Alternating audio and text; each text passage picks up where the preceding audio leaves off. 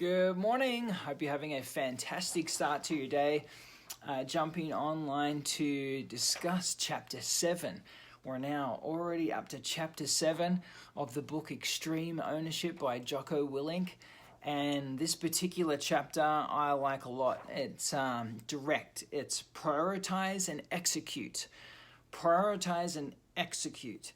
So I'm going to talk a little bit about what it states in the book, and then go over the activity sheet that has some questions that I'll put in the comments, and then I'll put my thoughts on it in the post. But just so you know, we're going through all of the Extreme Ownership. Great book, lots to learn from it, and personally and professionally. And we're up to chapter 7, there's 12 chapters. And so going over this prioritize and execute. So do your best not to be overwhelmed. Instead, leaders must determine the highest priority and execute. So that's one of the parts of the book. It talks about how a leader must remain calm and make the best decisions possible since there are a lot of challenges. So what typically happens is that often there is a lot of issues or challenges coming up at once. And so we have to be able to remain calm, look at what is the main focus, what can we do right now that's best for this situation, or what, sometimes I lose the bigger picture in all the details. So sometimes I need to take a step back and be like, okay, what's the overall picture? Okay, this is what we need to do next, and then work towards that. Another part is communication. Is key as well. In this prioritize and execute, the communication with the rest of the team must be immediate, both up the chain and down the chain, right? So everyone must be clear and understand what the next directive is, what the next task is, what the next focus is for this prioritize and execute. So that's a little bit about what it states for this part of the book. I had some questions that I put down as part of the activity sheet.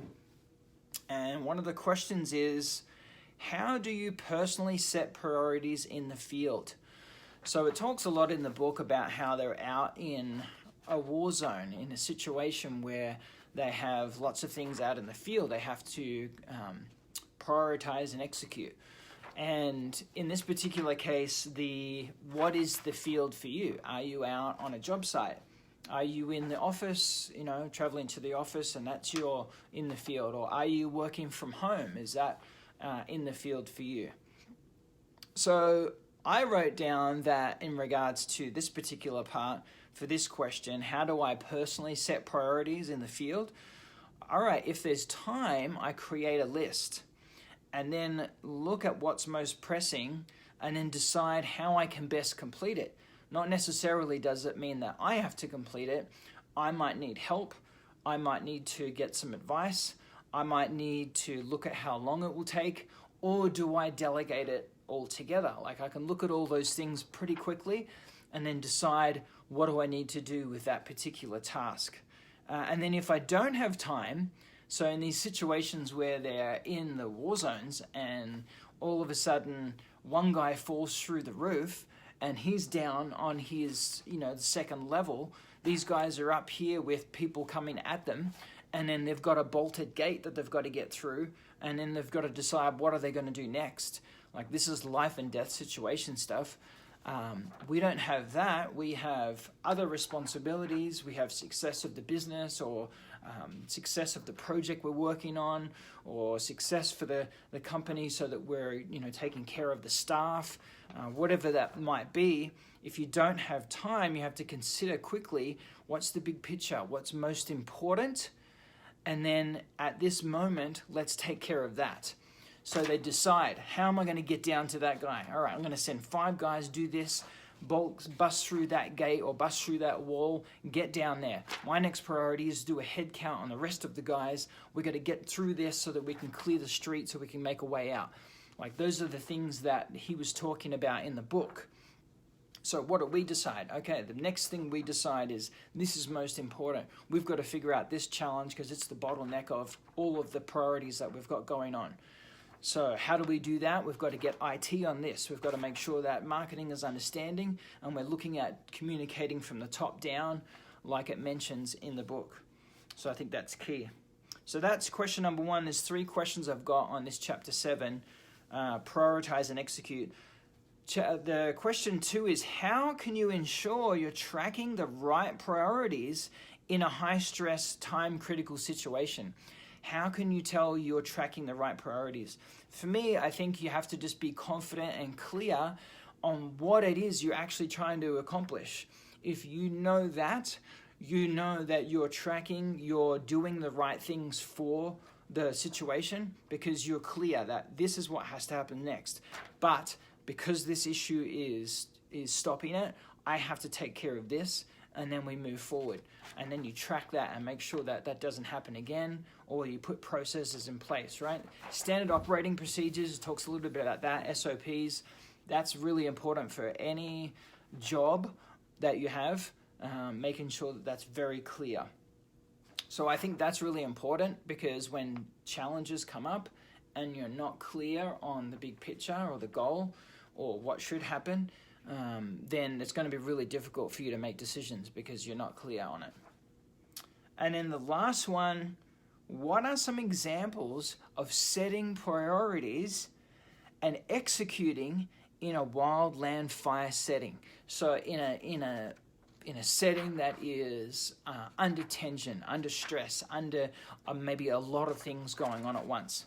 So I've written here for my answer to this question, often there are many issues, items, and challenges that come up at once, right? We all have that come up, whether it's a loss of a job, or a change of a job, or a change of a position in your job, or challenges of the market's changed and you have to adapt, or you're deciding on a new career altogether, or you're stuck in a position and you've got to decide what you want to do next.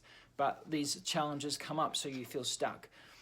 What are some of the things that we can do? Well, it talks about how when we have an overwhelm of things, that we need to make sure that we get clear and focus, take some deep breaths and take a look at what is actually happening, and then focus on 1 or 2 things. Oftentimes, it talks about in the book that oftentimes people have so many things to do and they try and achieve 8 or 9 things at once and do really bad at it, instead of focusing on 1 or 2 things. So decide on what's the very next pressing item. The book talks about the ability to think clearly, and then to focus, decide, and then execute, right? That's getting it done. If it's sales, decides that's the focus. What can we do to support sales? What resources do they need? How can we track it? Decide and execute. If it's manufacturing, what is the bottleneck? How can we be creative? What is it going to take to get to that next step? Decide on it. Have people work on it. You work on it. Whatever the part is, decide and execute. So that, I think that is a well thought out chapter on helping people with priorities, because oftentimes we're going to find in life stuff just keeps coming up. And what are you going to do that's best for you in the moment? And so the WIN, the acronym WIN, is what I like to use as well. What's important now, right? WIN, what's important now? Do that, like focus on that. If your focus is on what's most important right now, then you can do that one and then tackle the next one. So let's be clear, let's be focused, let's decide, let's prioritize, let's execute, and have an unstoppable day. All right, we'll talk to you later. See ya.